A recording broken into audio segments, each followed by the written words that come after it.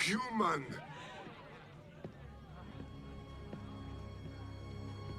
Play, Damjat, human.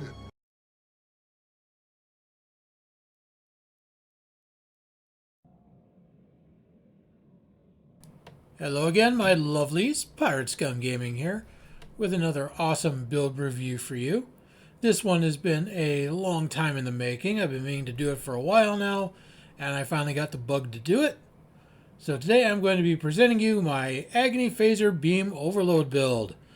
And for that build, I am using the Mirror Legendary Galaxy X. I love this ship.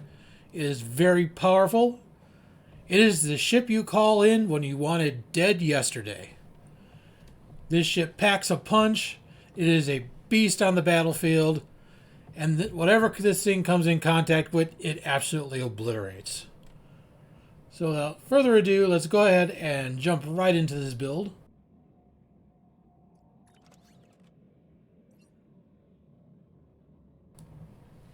Pretty much a standard beam overload setup here. I am using, of course, the Phaser wide-angle dual heavy beam bank from the Discovery rep. This is a very heavy-hitting, if not the heaviest hitting weapon you can use under beam overload.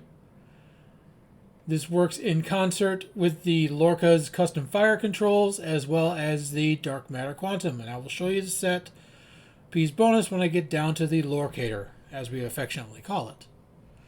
Next up are 3 Agony Phaser dual beam banks. And I swear, these things have a hidden damage mod built into them somewhere, because these things just hit like I don't know what. These are very powerful, and I absolutely love these. Did you get a good chance to take a look at this?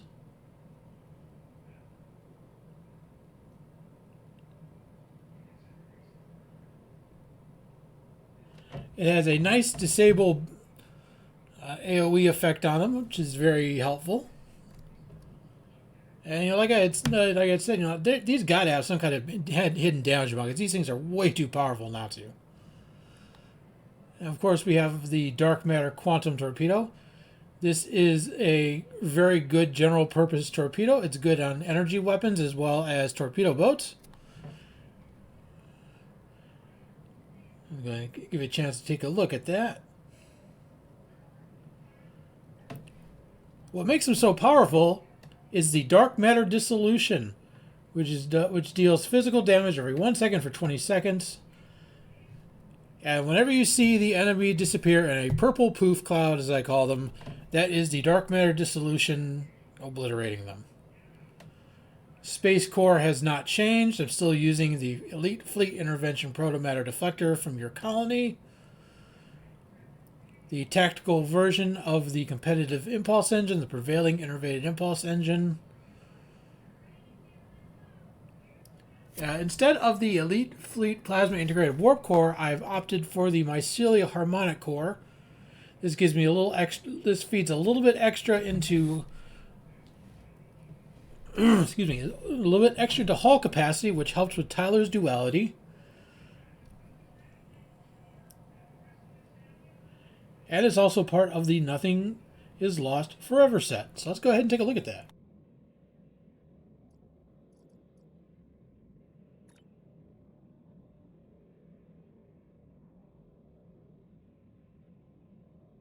It gives me a plus 120% hull regeneration. Now, when you're fighting the Borg, and the Borg have that plasma dot they put on you, it eats away at your hull pretty hard. So having this extra 120% hull regeneration is quite nice. Next up, of course, is the Tilly's Review Pending Modified Shield, and we use this because of the weapon attacks cause enemy shields to receive an extra about 14% increased damage for 10 seconds. And as everyone knows, you can't kill an enemy unless you get through their shields first. The quicker you get through the shields, the quicker you hit the hull, and the quicker they die. Next up, I have the Trilithium Enhanced Omnidirectional. This is a mission reward from Beyond the Nexus mission, and we're using this for the haste buff. Because as we all know with beam overload, it slows down your weapon firing cycle, so you gotta hasten that up to get your damage output back up. So that's what this weapon does. As my tongue stops working. Pull the string, start again. Of course, we have an omnidirectional Agony Phaser beam, because reasons. And the kinetic cutting beam, which is part of the Omega Weapon Amplification 2-piece, along with the assimilated module, which I will show off that 2-piece here momentarily. Now, for devices, pretty standard. There's one change I did make. Of course, using energy amplifier from your beam R&D, your reactive armor catalyst, for engineering R&D. This is a mission reward from Broken Circle in the Iconian arc. Deuterium surplus. I've gone over how to get this particular device in previous videos, but let me just touch on it real quick. Basically, you have to go up here in your mission journal, go over to where it says available, go down to the Spectre's arc, and first you have to run the mission skirmish. Real easy, shouldn't take you more than 10-15 minutes. Then after that, you do a very quick and easy system patrol down in the Alhena system, which is south of Drozana. You defend a fueling depot from some marauding Cardassians that are not that hard to kill. You're in and out of there in 5 minutes. You get some of these as a reward. Then these will drop into your engineering R&D, and you can make as many of them as you want. This was a huge boon to us when they added this to the engineering R&D, because you're only limited to 5 a day before, and you had to go run that stupid mission. And it was just annoying. Now that you can make these ad infinitum, that is just so much better. So, kudos to the devs for doing this. Next up is the Kobayashi Maru transponder from the No Win Scenario event a couple years ago. This guy pops out random buffs. You get either bonus damage, max hull, damage resistance rating, max shields, or speed and turn rate. And the temporal negotiator is from the Delta Recruit. I like to use this because it is bridge officer power recharge rate reduced by 50%. And if you're in the middle of the battle and you're heading from right to the center to hit the gateway, and some of your bridge officer abilities are still on cooldown that you're going to need, pop this. It's a good oh shit button. That'll get those reset and ready to go. And here's the Lorca's custom fire control, as everyone calls it, the Lorcator. I have it in the Lorcator slot, which is the universal console slot. So let's go ahead and take a look at this. But that's just the beginning 3-piece.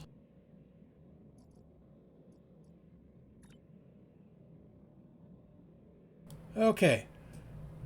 Not only do you get the War Discretion buff, which is on crit plus 1% crit severity buff for 20 seconds, stacks up to 25 times, so that's an additional 25% crit severity. That's quite substantial.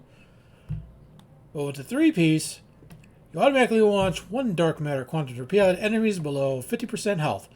So you will see my ship pooping out purple torpedoes left, right, and center. That's what this is. Alright, for consoles here, we have the Temporal Trajectory Shifter. This is from either the Narendra or the Voral Support Cruiser. This is for firing cycle haste. As you can see, for all enemies affected, their weapon firing speed is slowed by 33.3%. Ability cooldowns slowed by 1% per second. You also receive a negative 50 defense rating, so that's a nice debuff. Well, that's not what we're using it for. We are using it for what it does to you. Weapon firing cycle, weapon firing speed. My tongue stops working again. Damn it. Weapon firing speed hasted by 50%. Ability cooldowns hasted by 20%. And you get plus 50 defense rating. This is a great console for beam overload builds. If you're not using it, you are doing yourself a great disservice. Now, if you don't have this, there is an alternative You can use the M6 computer from the Tier 3 Temporal Escort, which is a dilithium buy. It's not quite as good as this, but it's a pretty good substitute. Next up is Domino. This comes off of the Bajoran Interceptor. This was an anniversary ship, I believe. This also is a very good haste console. 25% firing cycle haste for energy weapons, 25% bonus all damage, 25% recharge speed for bridge officer abilities, and plus 100% recharge speed for torpedo weapons. So you're blowing off torpedoes left, right, and center when this is active. It also has a nice passive as well, plus 15% phaser damage, which is helping me here because I'm running phasers, and plus 20 accuracy rating because you can't kill your target if you can't hit it. Next up is Approaching Agony. This is available via the Exchange or the Infinity Lockbox, the Cross-Faction Salvage Console box, I believe. This also has additional phaser damage and crit chance as passive, but that's not what we're using it for. We are using it for its active ability. Creates an Approaching Agony for 50 seconds. It's a big orange cloud. It's basically the same thing as the Agony Field generator that you use on ground. It starts wide, then narrows down to the point where you launched it, killing everything in its path. Deals quite a significant amount of phaser damage and knocks off 25% all damage resistance rating. Excellent debuff. And it also gives you plus 5 flight speed for 11 seconds and plus 100% flight turn rate for 11 seconds. So that especially helps with this ship because this ship doesn't exactly turn the fastest. Next up is one of the best consoles in the game, the DPRM, the Dynamic Power Redistributor Module, coming off of the Atlas Prototype Dreadnought. And I was lucky enough to snag a T6 Infinity box to get this. Otherwise, you're going to be spending quite a considerable amount of EC to get your hands on this ship, to get this console. Its passive is okay, but it's the active what makes this console so damn good. 40% bonus damage while active, of 80% hull, which in a supported run, that's not that big of a problem. Plus 100 bonus damage resistance rating, excellent. And that massive 500% hull regen. That's just gorgeous. Next up is the Bio-Neural Infusion Circuits. This comes in the Lobi store. This is one of the older Lobi consoles. Plus 29.5 Starship hull capacity, which helps feed into Tyler's duality, which I'll be discussing here in a minute. 29.5 Starship control expertise, and a very sizable 26.2% crit severity. Next up is the Immolating Phaser Lance. This comes off the Demos Pilot Escort. I love this console. This hits super hard. Augie over at Augmented Dictator Games did a whole build just on this console and why it's so good. This thing hits like a truck. It has 5 charges. It just absolutely it obliterates anything it hits, and it works the best when you're using it against a group of targets. So, like, when you're going over to the left side, take out that generator, your controller will have pinned all those spheres to the transformer. And that's where you hit this thing and hit them all, and just watch them go poof, gone. Devastating weapon. Universal console, simulated module. This is another old console. It's from the Omega Reputation. Plus 1.2% crit chance, 12% crit severity, a little bit of weapon power setting, a little bit of damage control, and a good amount of Starship control expertise. So let's go ahead and take a look at that 2-piece I mentioned earlier.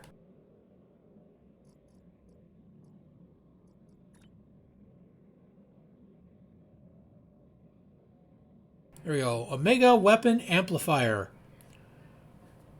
2.5% chance, when firing energy weapons to gain Omega Weapon Amplifier for 5 seconds. Plus 10 weapon power, plus 500 weapon power drain resistance, and minus 500% weapon power cost. That is massive. And everyone know you really need to keep your energy weapon power levels up as maximum as long as possible. That way you're dealing the most damage you can. Alright, for tactical consoles, I have the usual suspects, vulnerability locators, as well as a vulnerability exploiter because I didn't have another locator, so what the hell. Next up, for hangar pets, I'm using the Elite Class C shuttlecraft. As you see, these don't fire any torpedoes, but they do fire beams. These things hit pretty hard. They're very aggressive, and I'm quite happy with these. Okay, so let's look at skills. Those have not changed.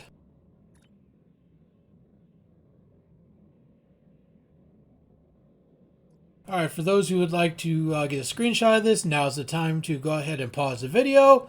Take a screenshot of this if you'd like to use it. I do not mind. So I'll hold off here for a couple of seconds, long enough for you to do that. Alright, moving along. Let's go ahead and look at specializations. As always, we're using Intel primary and temporal operative secondary. Traits. We have Go Down a Good Day to Die. This keeps Go Down fighting as a renewable buff. Now before this came out, Go Down fighting was only available when you reached 50% hull or less. Now that this trait has come out, you can use Go Down fighting all the time.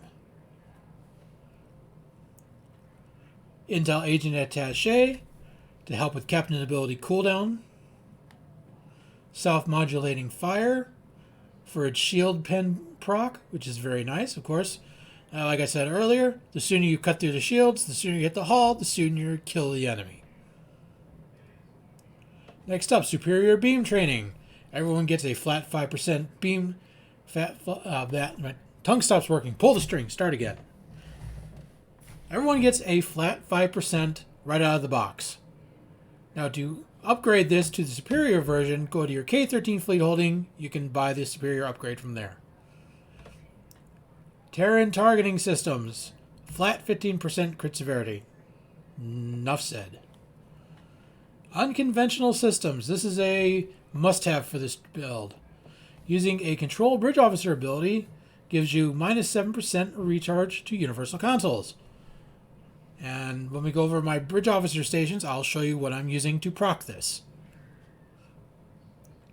Context is for kings. If you did take damage in the past second, plus 3 all damage resistance rating for 10 seconds. If you did not take damage in the past second, which is in most organized ISE runs with a tank, plus 1% bonus all damage for 10 seconds. So it's 10% overall bonus all damage.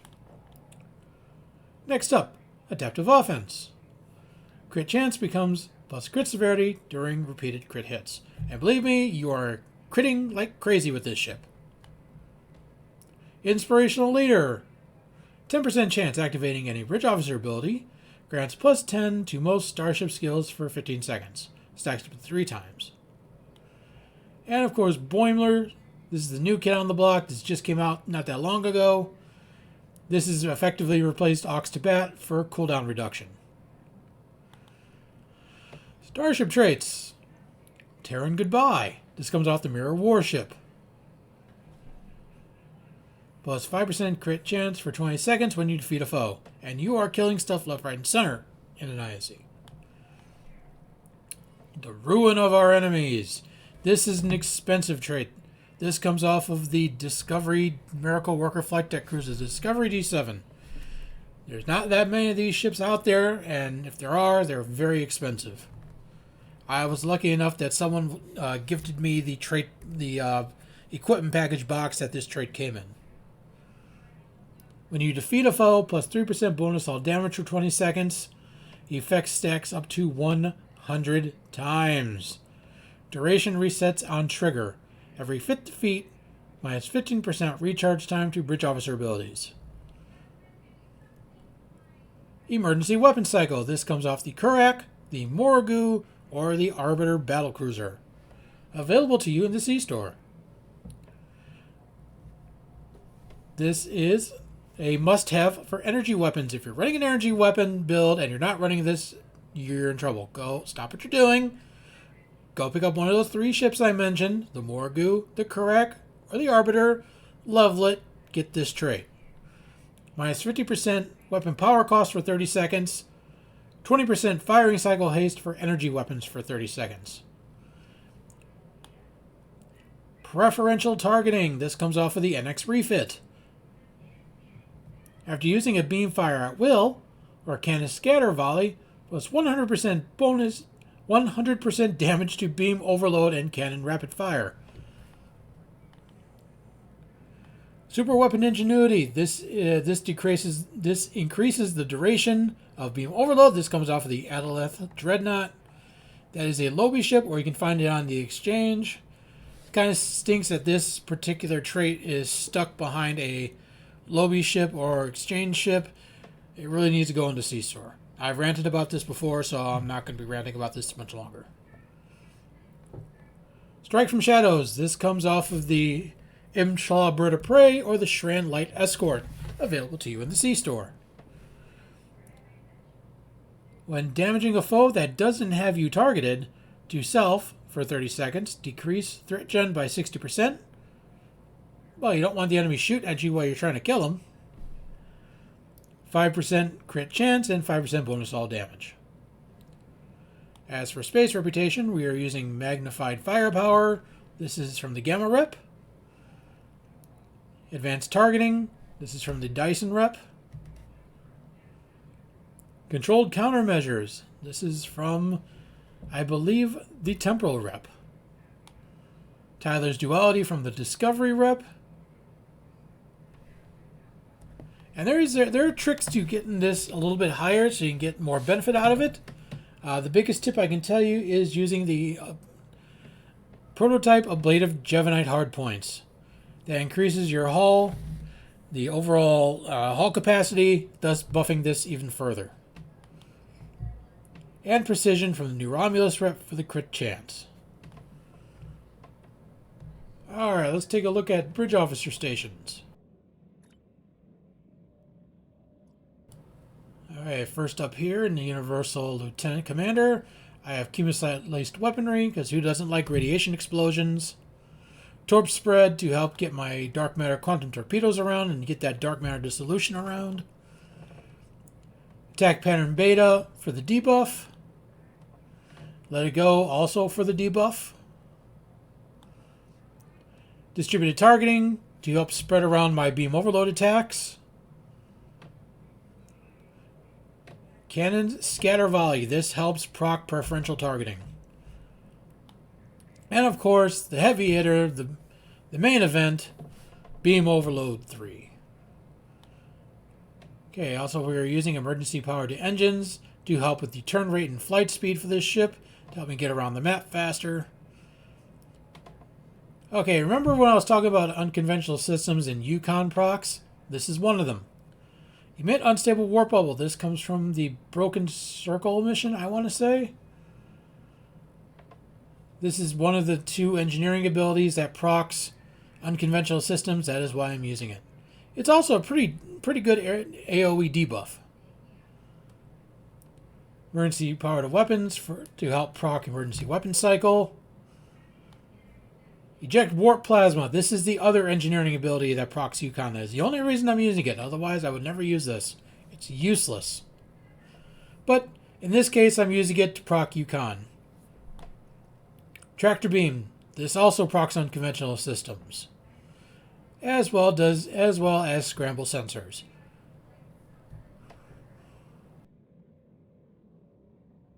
Alright, let's take a look at my duty officers.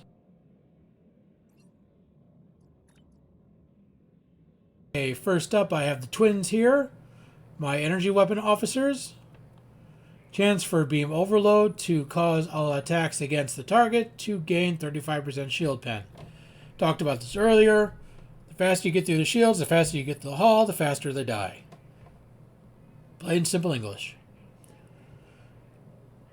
Well, mostly plain simple English. I speak two languages, English and bad English, so you got to bear with me here. Okay, we got Dilreen. This is my Tholian Space Warfare Specialist. Increased damage against the Borg. Because why not? My Emergency Con hologram to help with the recharge for evasive maneuvers and emergency powered engines.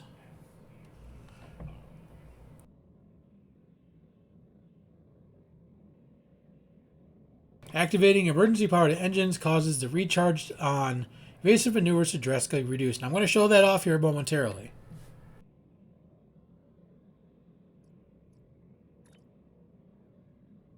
Okay, we have my projectile weapons officer here. Chance for stacking crit chance buff on firing projectiles. If you have the EC and you want to get the purple variant, be my guest, knock yourself out, have at it. It's only a 1% difference between the blue version and the purple version. So if you have the blue version, that's perfectly fine. And this was, I think I got this out of a lockbox. I don't remember. But another energy weapon officer here.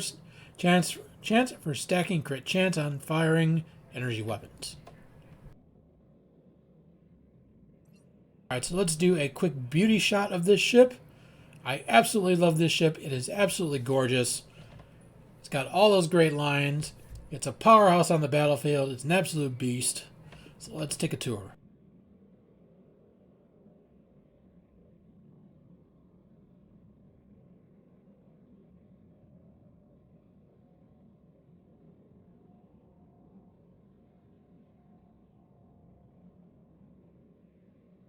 Of course, here's the business end of it, that big old phaser lance.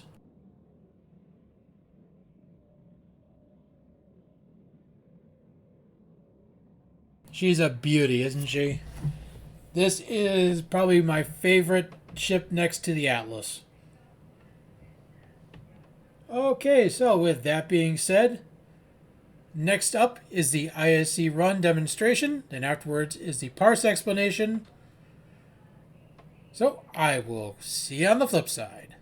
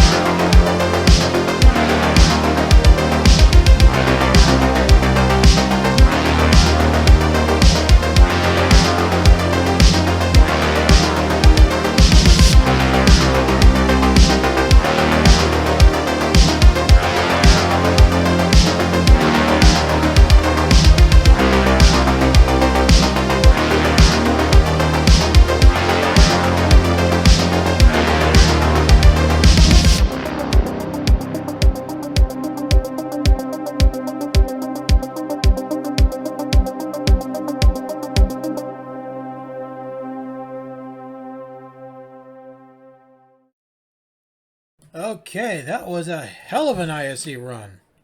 So let's go ahead and take a look at the numbers here. I am, of course, as always, at James Price.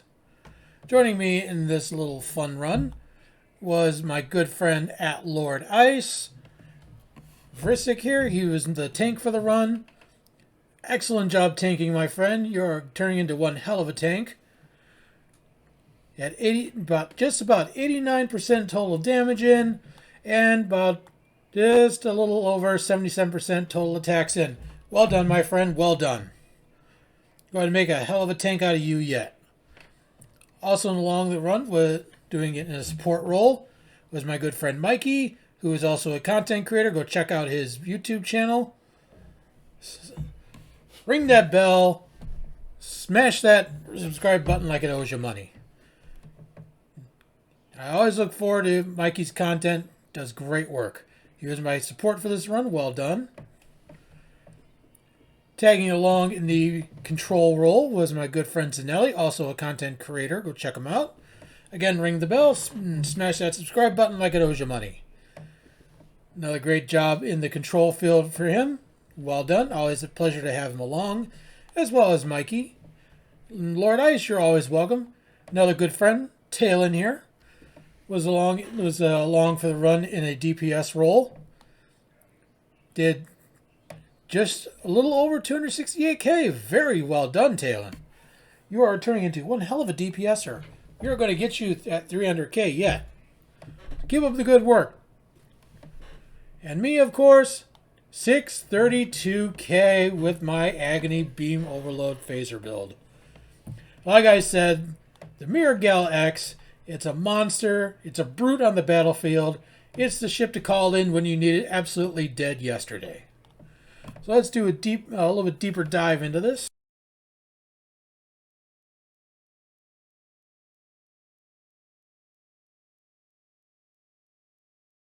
Alright, as you can see, like I said earlier, the Phaser Wide Angle Dual Heavy Beam Bank is going to be one of your number one, if not your number one source of damage. This did a max one hit of 508k. This, like I said, this thing hits like a truck. But in the pure damage aspect, Phaser Dual Beam Bank Overload 3, that's those Agony Phasers. Told you. Those things have to have some kind of hidden damage mod in there, because those things just absolutely obliterate stuff. Chemosite-laced weaponry represented itself well. This is Phaser Array Overload 3. This is the Trilithium. Also represented very well. Dark Matter laced Quantum Torpedo Spread under spread did very well. Emblazing Phaser Lance did just about 36k. I'm quite happy with that. That was very good. Got a nice one hit too, about just a little shy of 454k.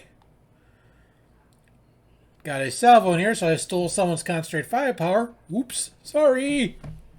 Yeah, it happens in ISEs. It's a common thing. And here is the Trilithium Phaser Array on Overload. That thing hit very well. And I take that back. This Phaser Array Overload, this was the Agony Phaser Omni, because obviously here's the Trilithium Omni. This also did fairly decent. Kinetic Cutting Team did pretty good for itself.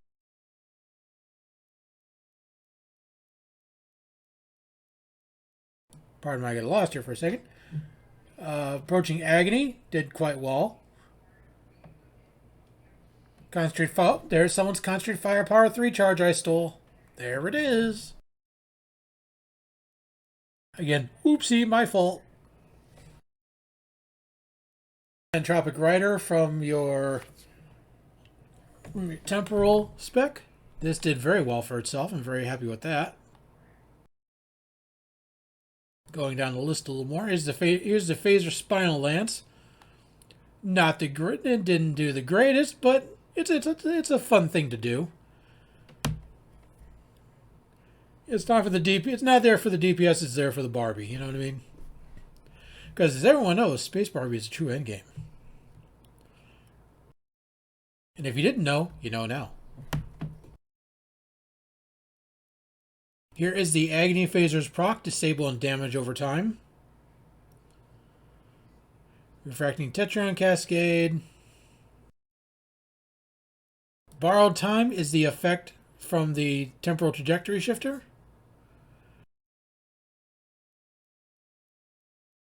So yeah, this build did very, very well for itself.